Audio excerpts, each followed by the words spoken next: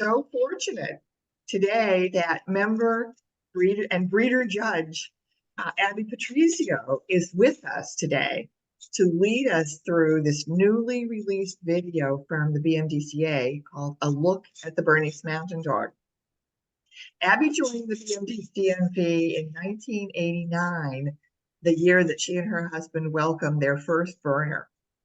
She has made many contributions to our club, including serving as president from 1998 to 2000, and is currently part of our confirmation events team. Abby joined the Ledgewood breeding program established by Kim Behrens, and together they endeavored to be diligent about breeding to the AKC standard while striving to produce healthy, long-lived dogs capable of performing the jobs they were bred to do. As a breeder, owner, handler, she has earned over 20 championships on her dogs, mostly from the bred by exhibitor class. And she competes in obedience and draft. And in 2015, she and her Berner Indy earned the BMDCA Versatility Award. Look for her judging the Berners at Westminster later this year. How amazing is that? And Best of Breed at the BMDCA National Specialty in 2026. Also pretty amazing. A longtime member of the BMDCA, Abby is part of the team that developed this new breed video. So we couldn't have a better person to share it with us all today. Abby? Well, thank you, Mary. That was a nice introduction. So just a little about the AKC Breed Standard and the video that we'll be watching. Each AKC recognized breed is governed by the breed standard that describes the ideal dog of that breed. Each breed's standard is approved by that breed's parent club, and ours being the Bernese Mountain Dog Club of America, or the BMDCA. The standard is the blueprint of the breed and is what breeders, exhibitors, owners, and judges should all follow when evaluating dogs. Breeders, exhibitors, and judges should be striving to have their dogs conform to the breed standard as closely as possible, hence the term confirmation dog shows, such as what you see on TV when Westminster Dog Show is aired. The BMDCA provides an illustrated standard with additional descriptions of the breed, and last year they contracted with a production company to produce a video to elaborate on the breed standard using live dogs and showing various aspects of the BMD.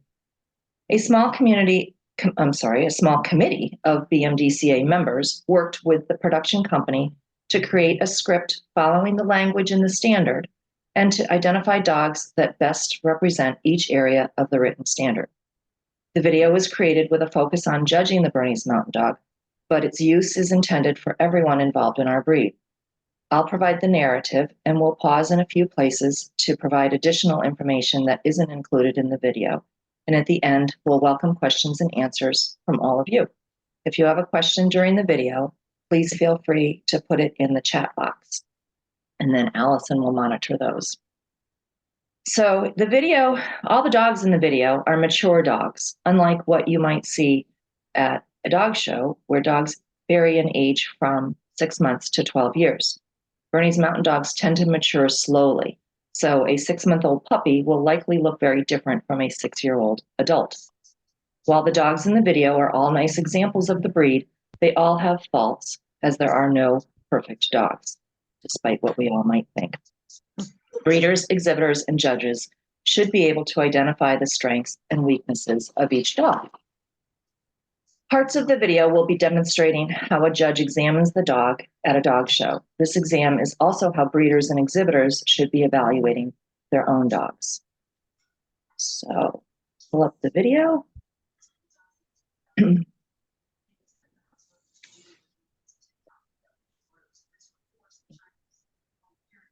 Hopefully this will work. Is everyone seeing it?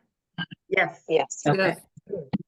So, the Bernese Mountain Dog is one of 4 Sennenhund working dog breeds and originated in the canton of Bern region in Switzerland. The Berner, as they're called, worked on the farm, pulling carts, droving cattle, was an alert watchdog, and a devoted family companion. The breed dates back centuries, but was saved from extinction in the late 1800s by fanciers' renewed interest. They were introduced to America in 1936 and officially recognized by the AKC in 1937.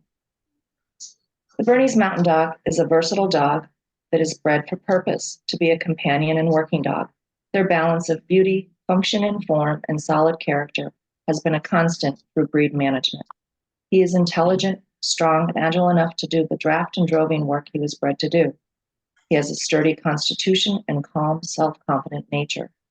The striking tricolored, long, thick double coat makes him hardy and not bothered by cold, rain, or snow, which was important in the mountainous regions of his origin. When judging or evaluating Bernese Mountain Dogs, begin with a visual inspection from across the ring. The examples shown may vary, but all are quality animals exhibiting breed type.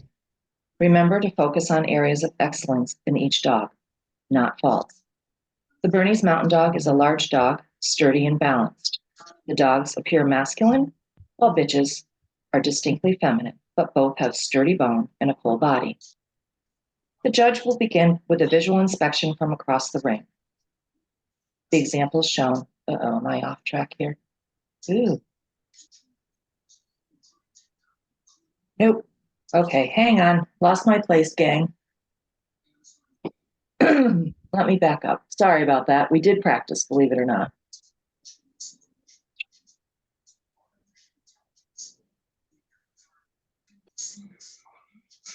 Okay, let's go back to here. Begin with a visual inspection from across the ring. The examples shown may vary, but are all quality animals exhibiting breed type. Remember to focus on the areas we talked about that. Okay, hang on. We really did practice this. Here we go. Walk down the line, looking at the front view. Oops. Help.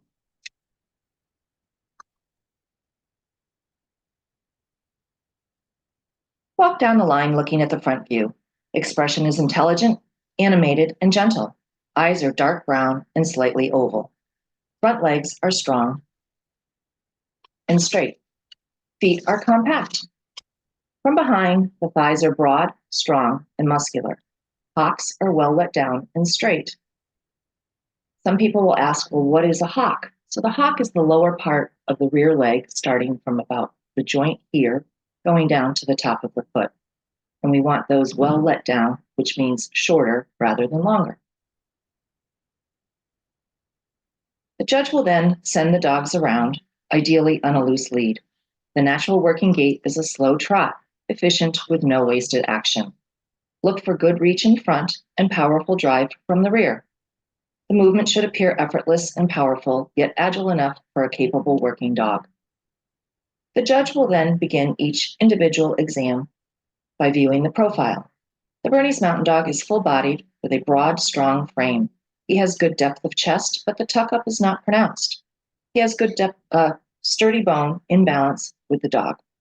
The standard height for males is 25 to 27.5 inches at the withers, and females 23 to 26 inches. Though appearing square, Berners are slightly longer in body than tall. They measured from the point of the chest to the point of the buttocks, and the distance from withers to elbow and elbow to ground is equal. When viewing the head, the top skull is parallel to the muzzle and slightly longer. The top is well defined, but not exaggerated. Muzzle is strong and straight. The skull is broad, but not coarse, and the muzzle appears only slightly. The occiput is not defined and joins a developed back skull, which merges smoothly to the neck. Another question we'll get is, what is an occiput? The occiput is actually the back of the top of the skull and where the bone ends. And in some breeds, it will specifically say the occiput is pronounced and you can see it or feel it. In a Bernese Mountain Dog, we don't want to feel or see that occiput, but rather have a smooth transition into the neck. Eyes are dark brown and slightly oval with close-fitting eyelids. Blue eye color is a disqualification. The nose is always black. Lips are clean, and flues are only slightly developed. Another question we'll get is, what is a flue? So a flue is another term for a lip. And in our breed, we don't want a lot of flue. So this is the lower lip and the flue that would hang down just a little bit. Unlike in St. Bernards, Newfoundlands, Great Danes, you might see more of a pendulous lip. But this is the dry-mouthed breed, so we want less of a lip there. Ears are medium-sized, set high, triangular in shape, gently rounded at the tip, and hang close to the head. When alert, the ears are brought forward and raised at the base, making the top of the ear level with the top of the skull. The bite should be a scissors bite with complete dentition. An overshot or undershot bite is a fault. This is an example of an undershot bite where top teeth fall below the bottom teeth when the mouth is closed. An overshot bite would be the opposite, where the top teeth extend further in front of the lower teeth and don't meet in a nice tight scissors bite. The Bernese Mountain Dog is a coated breed, and verifying the structure by a hands-on examination is critical. The neck is strong, muscular, and medium length. Run your hands down the forechest. It's deep and capacious, with well-sprung but not barrel-shaped ribs, and the brisket reaching to at least the elbows. The shoulders and upper arm should be of equal length. They are well-muscled and moderately laid back. Legs straight and strong, and the elbows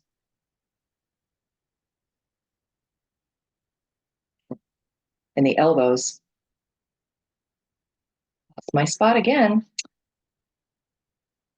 are well under the shoulder. I'm going to back up just a tad to show you where an elbow falls. So legs straight and strong. And this is the elbow, which is you can feel that joint at the top of the leg, and that should be lined up directly underneath the shoulder, which is at the top of the withers from this joint, this leg bone going here. And then the pasterns are slightly sloped, which means this lower part of the leg coming down into the foot, and that's your pastern. And we only want a little bit of a slope there to absorb the dog when they are moving. If it were straight up and down, the dog would be pounding on that leg and it would not be very comfortable.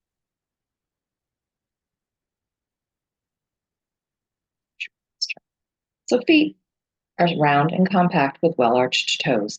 The back is broad and firm with a strong loin and a top line that is level from withers to the croup. The croup is broad and rounded smoothly to the tail. The tail is bushy and straight, reaching to the hock joint or below. It's carried low when in repose and may have an upward swirl when alert, but never curl or be carried over the back. A kink in the tail is a fault. The thighs are broad, strong, and muscular. Stifles are moderately bent and taper smoothly into the hocks, which are well let down, parallel, and straight when viewed from behind. The Bernese Mountain Dog should be shown in a natural coat. Over-grooming is discouraged. The coat is thick, moderately long, slightly wavy or straight with a bright natural sheen. Juvenile coats may be curly but become wavy with age. The thick double coat is weather resistant, long on the body, and longest on the chest and tail. There are variations in length, but should still meet this standard.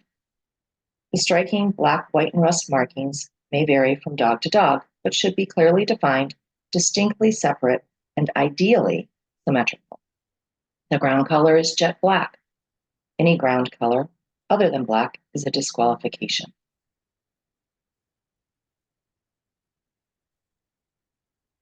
Rust appears over each eye, on the cheeks reaching to the corners of the mouth, on each side of the chest, on all four legs, and under the tail. There is a white blaze and muzzle band on the face.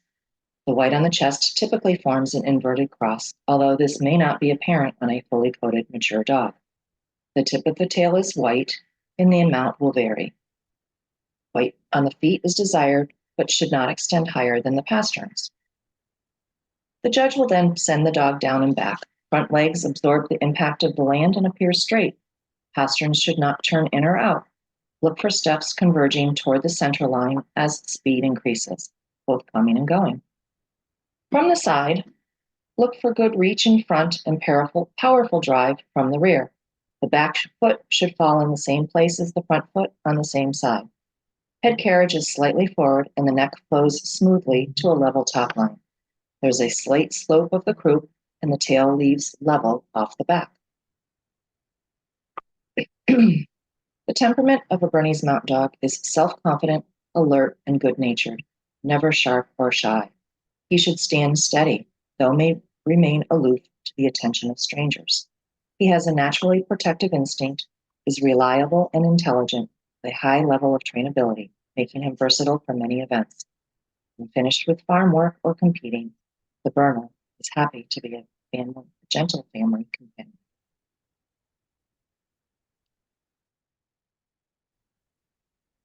So hopefully this video has given you a better understanding of how to interpret standard when evaluating these beautiful working dogs.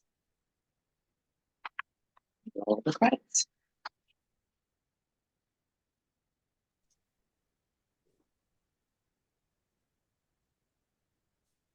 So that concludes the video, and links to this video as well as the breed standard have been provided to everyone so that you can watch this again if you want. There is a narrative that goes with the video. We choose to have me read it today so that I could stop and provide a little more explanation in certain spots. And another suggestion is to attend a dog show if you want to learn more about the standard and watch the Berners being shown.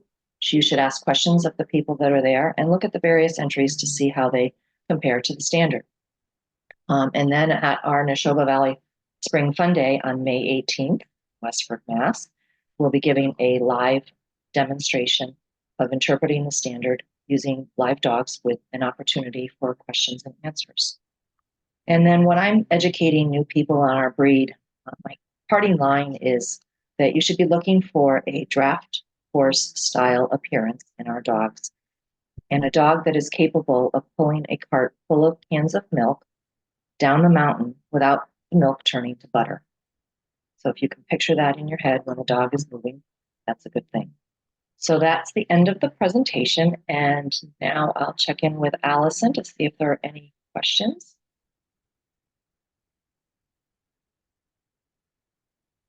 There we go.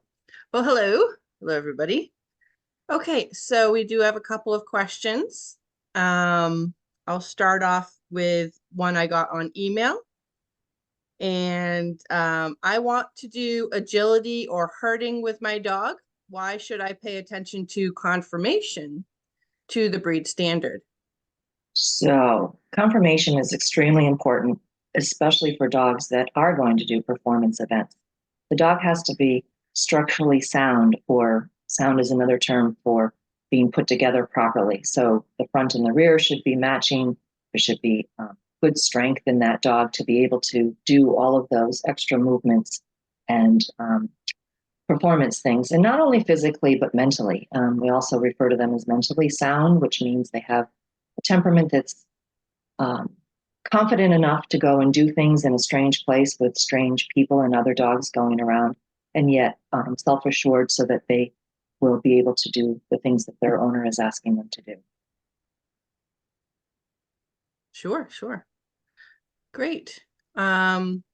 Another question is, out of curiosity, how is over grooming discouraged?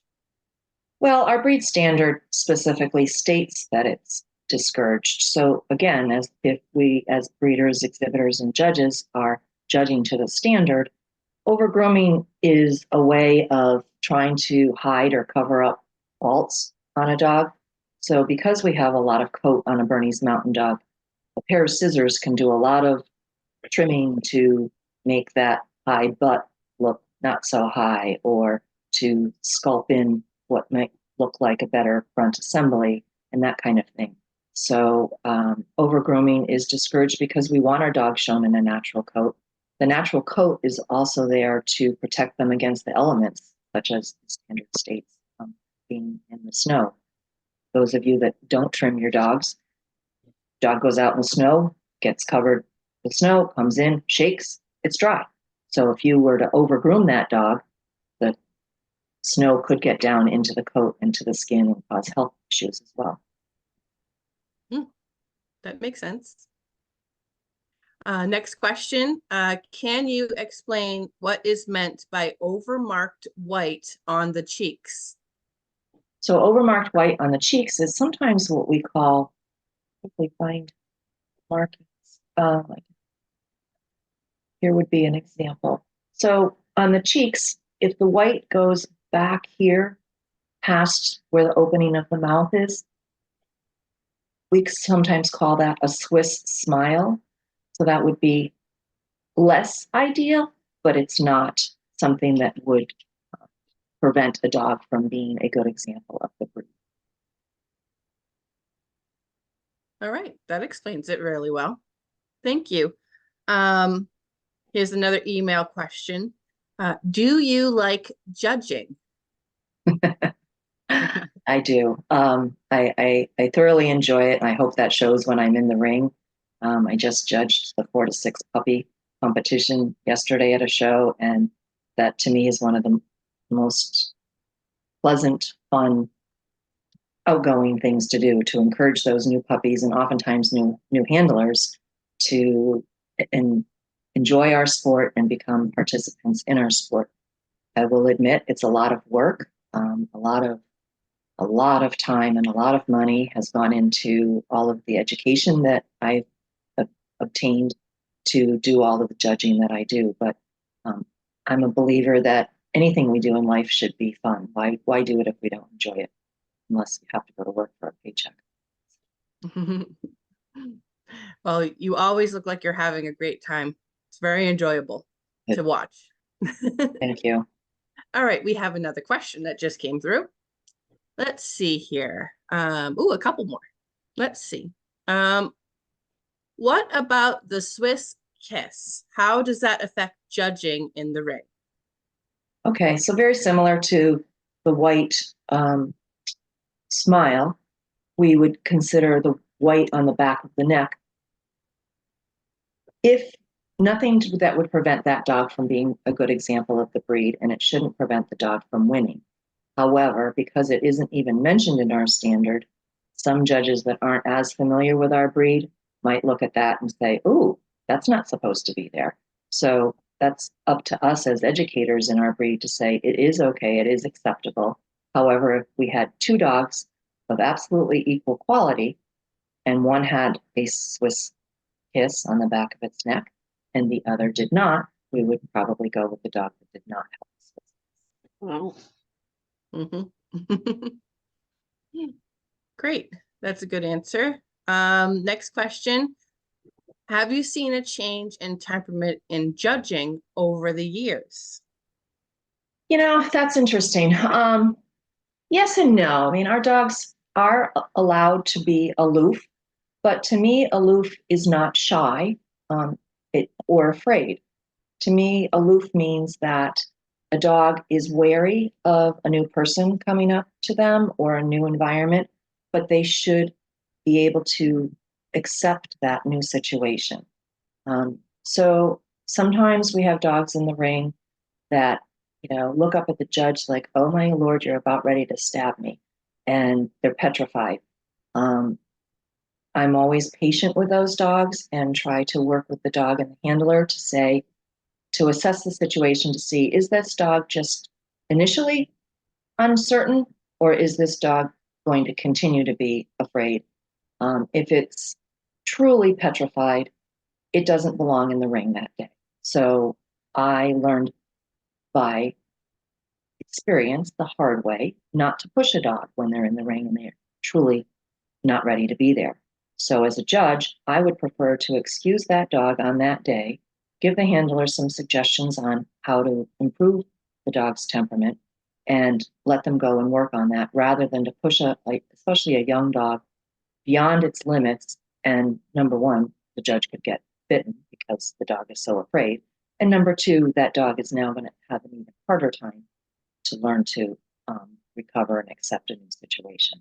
So as far as temperaments overall in the breed, I do still see that periodically, but I think it is better over the years. But it is definitely something that we as breeders, exhibitors, owners, we really have to remember that this dog's natural tendency is to be aloof, and therefore taking a young puppy out, doing classes, socializing, getting them exposed to the world. Don't just, take your dog from the backyard and into a show ring. That is not fair, or into any strange environment and expect them to do something that they're not ready to do. Great. So next question that just came through. What is meant by the term rose ear? So rose ear would be where the ear would, we don't have a picture of it here. Instead of laying flat against the side of the head, it would this part of the ear would turn outward. We don't discuss that or mention it in our standard, and I don't think I've ever seen it in a show ring. Sometimes if a dog, we want them to be alert and raise their ears. If they're being silly or funny, sometimes one ear might turn sideways for a second or so, but I don't see that as a problem in the breed. All right. Okay. One last question is, if somebody wanted to find out if their dog would be a good breeding prospect, what would be the best thing for them to do? So ideally, you'd want to go back to the breeder that you got your dog from and get an assessment by them. And really, I don't think it's fair to assess whether a dog is a good breeding candidate until they're at least 2 years old. Number one, there are a lot of health clearances that should be done before any dog is considered for breeding. And number two, as we mentioned, they don't mature until they're older. So to look at a 1-year-old dog versus a 3-year-old dog, there's a lot of differences in the look of those two dogs. So to evaluate them too young isn't fair. If your breeder is not available or isn't somebody that you're comfortable going back to, come to the Spring Fun Day or any of the Bernese events and ask some of the longtime members or breeders that are in attendance for their thoughts. They should be able to go over the dog with you and tell you the strengths and the weaknesses. And it's up to you as far as what information you gather and what decision you make. But just remember, when asking people for their opinion, you're going to get different feedback from everyone you talk to, because as we look at the standard, there's different ways to somewhat interpret that. But you should have a good idea of what standard is and be able to use this video, use the illustrated standard, use the written standard, go to dog shows, look at the other dogs, and then how does your dog compare to all of those things as well? Very good. One more check of the chat, nothing there. So that concludes the questions. All right. I did Thank have you. one quick question about markings that somebody had sent me ahead of time. So markings, as we say in the standard, ideally should be symmetrical. However, the markings on a Bernese Mountain Dog are what we call the paint on the barn. You have to build the barn first, and then you paint it whatever color you want. So we have to build the Bernese Mountain Dog, the structure, the conformation, the coat, the bone, the head shape, the body shape, the movement. All of those things have to be there first, and then the markings are put on the dog. Obviously, we can't paint it the way we want it, just like we would a barn. But when evaluating a Bernese Mountain Dog, markings should be one of the lower pieces of criteria. If a dog has a brown foot with no white on it, can it still trot? Can it still pull the cart? Can it still do agility? Absolutely. If it doesn't have any white tip on the tail, can it still do all of those things? Absolutely. Again, if you had two dogs in the ring that are built the same way, but their paint is a little different, the judge would likely choose the dog whose paint is more equal or to the standard or symmetrical over the dog who may have the brown foot or no white on its tail. All right, now I'm done.